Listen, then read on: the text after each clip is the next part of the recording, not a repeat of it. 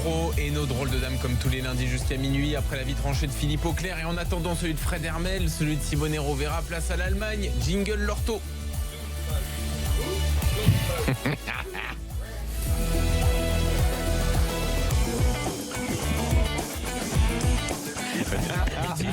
La grande vadrouille, mythique. Ils sont aux hospices de Bonn là, à ce moment-là. Et d'ailleurs, ils vont boire du vin. C'est magnifique. Voilà. Des scènes mythiques du cinéma mondial. Ouais, ils sont pas aux hospices de Beaune, ils sont à la commandanture. Oui, mais c'est non, c'est à côté des hospices de Beaune. Bah oui. C'est pas du Parce tout qu'il y a pareil. l'erreur avec les bouteilles, avec les tonneaux. Ah, ils sont là, voilà. Fred, Alors je suis très messieurs, déçu. il y en a un qui n'est pas encore à l'hospice, et loin s'en faut, c'est Ariane Robben. Oh, les transitions. Oh là là, c'est beau. Il nous fait une grande émission. Ah, ce qui est bien, c'est que tout est écrit dans la journée. Le décalage. Ben non. Cadrage, décalage. Non, oui, c'est sûr. Les scénaristes sont bons aujourd'hui, je trouve. Ouais. Les auteurs, surtout. Bon, alors, David. Ouais, un avis tranché un peu sensation, un peu feeling, un peu ressenti ce soir. Justement pas écrit du tout et volontairement un peu improvisé parce qu'il m'a semblé, avec les événements de ce week-end, et je vais vous raconter 2-3 scènes intéressantes, qu'Ariane Robben était devenue là tout récemment peut-être la plus grande légende étrangère de l'histoire du FC Bayern. Alors c'est pas rien de dire ça, mais on va peut-être, si vous voulez, s'appuyer sur 2 records que Robben a battus ce week-end, mine de rien, dans la victoire 3-1 du Bayern à Dortmund, dans le Klassiker, dans le Topspiel, le grand match du week-end. Robben est devenu, avec 93 buts marqués désormais en Bundesliga, le Néerlandais qui a le plus marqué dans ce championnat. Alors ça, à la limite, c'est anecdotique, puisque le deuxième, c'était un ancien joueur de Dortmund, c'était Willy Lippens, et ça remonte. 92 buts. Klaas-Jan Huntelaar, 82. Roy Mackay, 78. Et Raphaël van der Vaart, 45. Donc Robben est passé désormais comme le Néerlandais le plus prolifique en Bundesliga. Ça, à la limite, ce record-là n'est pas forcément super révélateur, quoique, c'est pas un avant-centre quand même. Mais le deuxième record, lui, il a peut-être plus d'importance, plus d'intérêt. C'est que dans l'histoire du Bayern, Robben est désormais le joueur étranger à avoir marqué le plus de buts. Là aussi, donc 93 buts. 92 pour Elber, Giovanni Elber, le Brésilien. 88 pour Lewandowski. Claudio Pizarro est à 87, Roy Mackay 78 et Franck Ribéry n'est pas si loin avec 75 buts. 2 records battus ce week-end par Robben, et Robben est légendaire pour ça un peu dans les commentaires des confrères en Allemagne depuis ce match, mais il me semble qu'il est légendaire aussi pour d'autres aspects. 33 ans, Ariane Robben, toutes ses dents, il n'a jamais été aussi en forme. C'était l'homme du match clairement ce week-end, c'est lui qui marque le premier but. Il est toujours là lorsqu'il y a un match important, on l'avait vu, et Dortmund l'avait vécu à ses dépens en finale de Ligue des Champions en 2013. C'est Robben qui marque le but de la victoire à la fin du match, le 2-1, qui donne le titre, la dernière Ligue des Champions du Bayern. Robben ce week-end, le bus du club klaxonne après la zone mixte pour que les joueurs repartent vers Munich, mais Robben, lui, ne s'occupe pas des klaxons du chauffeur du bus, continue à parler avec les journalistes jusqu'à la dernière goutte, littéralement. Il a répondu aux interviews jusqu'à la fin, jusqu'à la dernière seconde possible. Il est toujours disponible pour parler, toujours très bon client, et toujours aussi la personne qui remet les choses en cause, le côté champion. Alors que tout le monde dit qu'avavec Jupp Heynckes ça va décidément bien, que ça tourne. Effectivement, il y a 7 victoires en 7 matchs. Robben fait partie des rares joueurs à venir parler un peu au micro pour dire on peut faire mieux. On n'est encore pas au top, etc. Donc il avait le brassard de capitaine ce week-end, il l'a depuis quelques matchs, il l'a à l'occasion, lorsque Neuer n'est pas là, lorsque Müller n'est pas là, ce qui est le cas en ce moment. Et Robben dépasse le cadre du simple ailier merveilleux qu'on connaît, qui a encore marqué ce week-end son but habituel, sa spéciale. Il dépasse complètement ce cadre-là. C'est un vrai champion. C'est un homme qui s'est complètement fondu dans la culture Bayern, qui parle allemand délicieusement avec son accent néerlandais, mais qui a vraiment marqué, me semble-t-il, plus que tout autre joueur étranger, l'histoire de ce club désormais. Il a une capacité de rebond aussi incroyable, parce que combien de fois on s'est dit il reviendra pas à son meilleur niveau avec ses qu'à chaque fois blessures. on pensait qu'il C'est la était question que je voulais cramé. poser à David justement, parce qu'ici, quand il a joué 2 ans au Real, on le sait, entre 2007 et 2009, on l'appelait le Hollandais de cristal. On calculait, il ne pouvait jouer jamais plus que 4 matchs. 4 matchs avec toujours une blessure musculaire à la suite. Comment il a fait pour guérir?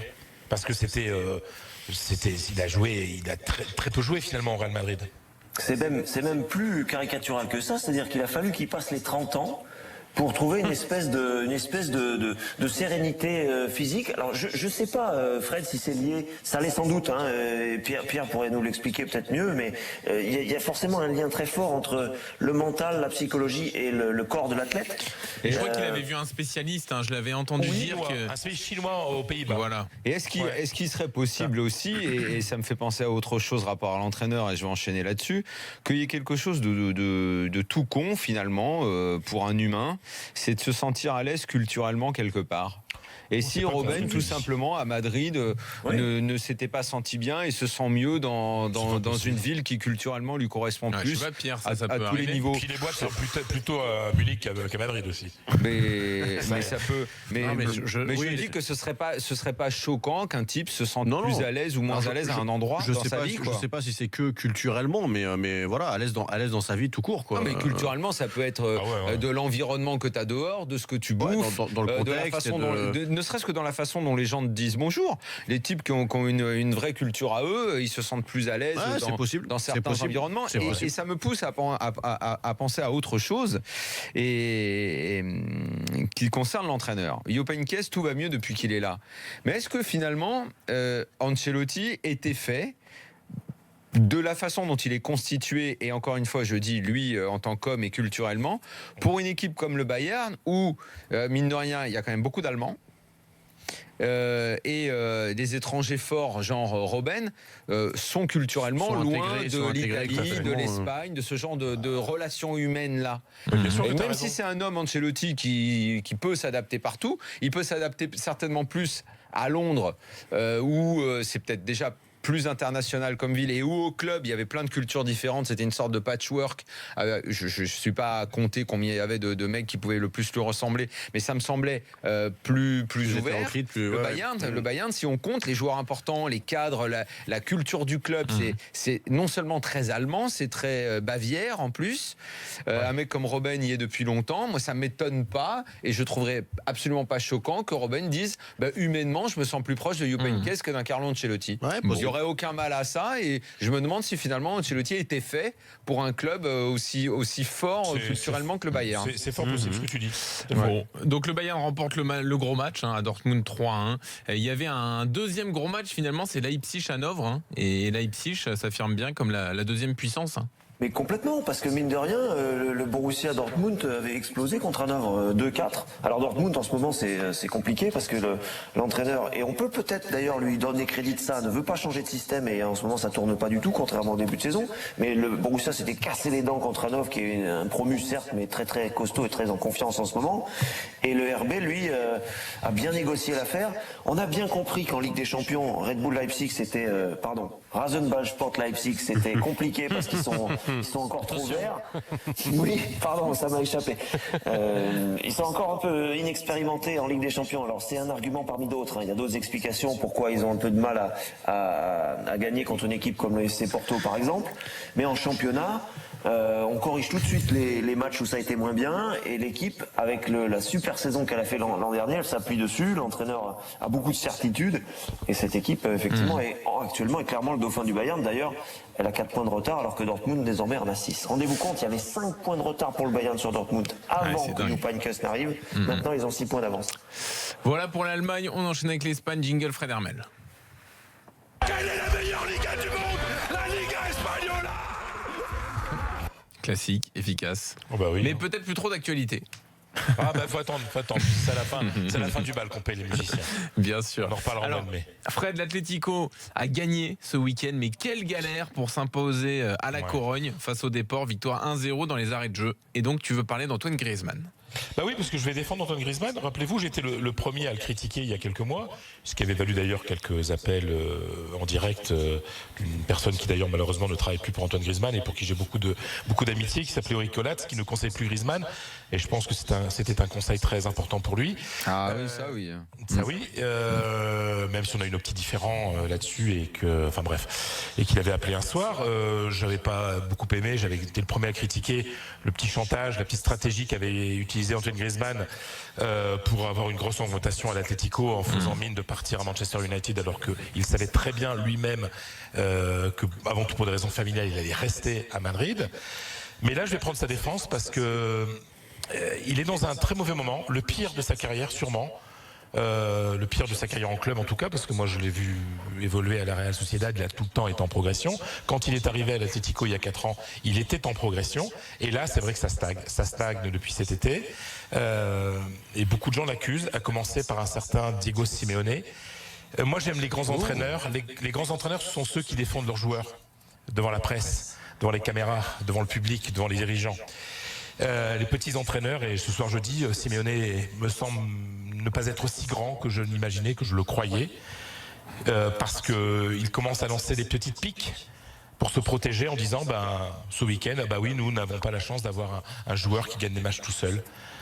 Qui est à lui tout seul, contrairement à d'autres clubs. En gros, il enlève Griezmann de la catégorie des grands joueurs qui peuvent gagner ces matchs-là. En gros, il lui fait porter le chapeau des mauvais résultats de l'Atlético. Et c'est dégueulasse. C'est dégueulasse parce que Antoine Griezmann, moi je le vois jouer dans le stade, je vois tout le travail qu'il fait. Il n'arrête pas, du premier à la dernière minute. Il court après tous les ballons. Il est obligé de descendre parfois parce qu'il fait tout le temps des appels souvent intelligents et qui ne sont jamais récompensés, qui ne sont jamais comblés. Et je le vois souffrir et désespérer le milieu de terrain, essayer de construire le jeu pour se ramener lui-même le jeu vers l'avant, quoi. Et accuser Antoine Griezmann d'être en gros le responsable du... j'exagère un peu, mais c'est en gros le message que lance Simeone et que lance une certaine presse complice des mots de l'Atlético. C'est indécent parce que, regardez ce week-end, et j'en terminerai là-dessus, vous voyez l'Atlético qui a joué à la Corogne qui est une équipe qui essaye de pas descendre en deuxième division, c'est plus le Super Déport de Bebeto et de Mauro Silva, etc. Qu'est-ce qu'il met Simeone pour jouer là-bas? Il joue avec 3 milieux défensifs, avec Thomas Partey, avec Augusto Fernandez et avec Gabi Fernandez.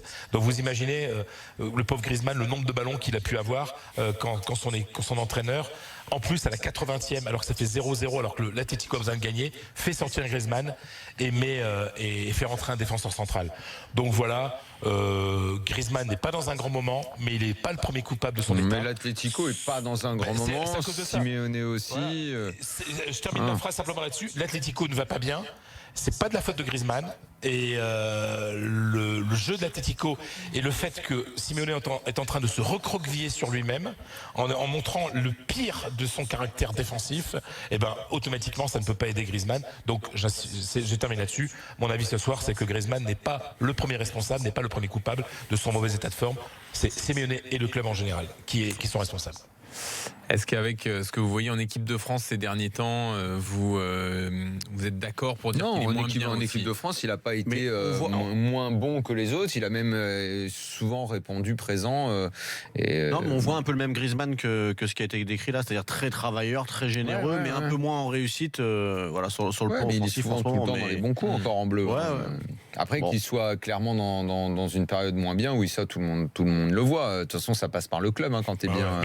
Bien sûr. Non, mais ce qui est bien, c'est qu'il lâche rien, par contre. Son état d'esprit ne change pas. Non, mais ce qui est dégueulasse, justement, c'est qu'au lieu de mettre en valeur le fait que ça marche pas trop, mais que lui se bat tout le temps et qu'il fait un travail énorme, on parle plus de ça. Et l'attitude de Simeone, je la trouve dégueulasse, quoi. En gros, parce que il est pas touché, lui, tu vois, c'est pas de sa faute ce qui arrive, quoi. Et j'ai l'impression que Simeone, il fait le dos rond en attendant le mois de janvier l'arrivée de Vitolo et de Diogo Costa qui ça vont va pouvoir se être finir comment cette histoire, Fred, avec Simeone? Parce que là, franchement, vu d'extérieur, c'est la saison du trop. Ça sent les trop, ouais, c'est le titre de mon article demain dans France Foot d'ailleurs, parce que il devait partir. D'ailleurs, mais où va-t-il aller? Simone, il va bien falloir qu'il rentre à la maison un jour. Rappelle-toi, il avait fait des appels du pied à l'Inter, mais de manière. Mais l'Inter, ils ont pris Spalletti maintenant. Ouais. C'est pas pour, ça se passe bien. En plus, c'est pas pour le virer à la fin de cette année. Pour la virer à la fin de cette année, surtout si l'Inter arrive à se qualifier en Ligue des Champions.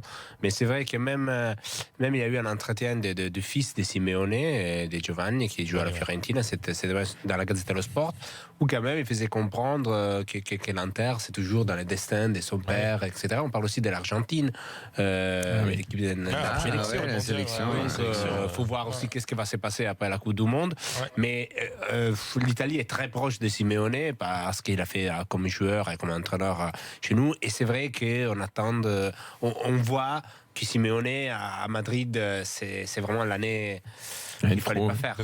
Sauf si les recrues changent quelque chose en janvier. Oui, voilà, après, oui. Parce qu'après, bon, ils sont à 8 points, ils sont au même niveau que le Real, ils ne sont qu'à 8 points ils sont à 4 points de Valence et à 8 points du Barça. Il y a un Atlético Real qui va se jouer là au retour de la trêve dans 15 jours. Et c'est vrai que Diego Costa et Vitolo, ça va apporter vraiment beaucoup de choses, quoi. Mais le problème de Simeone là, c'est que vraiment, il assume pas ses choix, il rejette la responsabilité sur les autres et puis se recroqueville. C'est le pire de lui. Enfin, jouer à l'extérieur à la Corogne avec 3 milieux défensifs, vous imaginez l'horreur du match, quoi. C'était immonde, quoi. C'est pas l'équipe qui a fait 2 finales de Ligue des Champions lors des dernières 4 années, quoi. Fred, il faut dire aussi que comment ça s'appelle, que Torres, c'est pas les joueurs qui peut donner un peu des temps de jeu, de faire reposer Griezmann. Gameiro, il joue presque plus, c'est disparu. Carrasco, il n'est pas blessé. Il est blessé, Carrasco. À niveau des choix, il a plus la richesse offensive qu'il avait la saison dernière, il y a quelques mois. Donc, mais tu sais, moi, le message Thomas, heureusement qu'il est là, qui les sauve dans 2 matchs. Mais excuse-moi, mais quand je vois par exemple les commentaires que j'ai de certains membres du vestiaire, etc., qui ont l'impression que c'est du gâchis parce qu'il y a des joueurs avec beaucoup de talent, même Saoul, et à qui on oblige à faire un travail défensif alors que ce sont des types qui offensivement sont fabuleux. C'est-à-dire ils sont dans un corset et quand ça va mal, Simeone resserre un peu plus le corset. Bien sûr. Et donc il y a une sorte de comment dire, d'étouffement général, qui est pas terrible. Et je suis le premier. Moi, j'étais vraiment déçu parce qu'en début de saison, c'était pas mal. Et il y avait notamment eu le match à la Roma. L'Atlético doit gagner 20 fois ce match. Tu te rappelles, hein, Simeone? Ils font un superbe match. Ils battent Séville ici. Ils font un superbe match. Et puis après, ça s'écroule. Et donc, ça sent vraiment la mauvaise saison pour les colchoneros. On va voir ce que peuvent apporter Costa et Vitolo. Mais en tout cas, pour la Ligue des Champions, c'est foutu. Donc, quand t'es l'Atlético et que t'es même pas qualifié pour les 8e de finale, bon, ils vont gagner l'Europa League. À une époque, ça leur plaisait bien. Et pendant ce temps, mon cher Fred, le Real est sorti de la crise. Ouais, enfin, c'était pas beau, hein. C'était pas beau. 3-0 contre Las Palmas. Ouais, mais je vais vous dire, jusqu'au 2e but, un but extraordinaire d'Asensio. Vous avez vu cette frappe du gauche? Elle est magnifique. Il a une frappe, lui, c'est dingue. Hein. Non, mais c'est une pureté, mais on peut pas faire plus pur que cette frappe-là. En plus, il a une manière de frapper qui est différente des autres, ce qui fait que le gardien est trompé par cette manière de frapper la balle, quoi. C'est impressionnant. De toute façon, même s'il n'était pas trompé, vu comme un direct en lucarne. Mais ce qu'on voit, sincèrement, ça faisait quelques matchs qu'il ne les mettait pas quand même, ces frappes. Ouais, il n'était pas bien non plus. Tu sais, en général, un jeune joueur comme ça vit aussi aux dépens de la qualité d'un jeu collectif. Et le Real n'est pas fort, il n'est pas bien en ce moment. Et moi, ça faisait longtemps que je n'ai pas vu des Madrilènes aussi craintifs, aussi nerveux.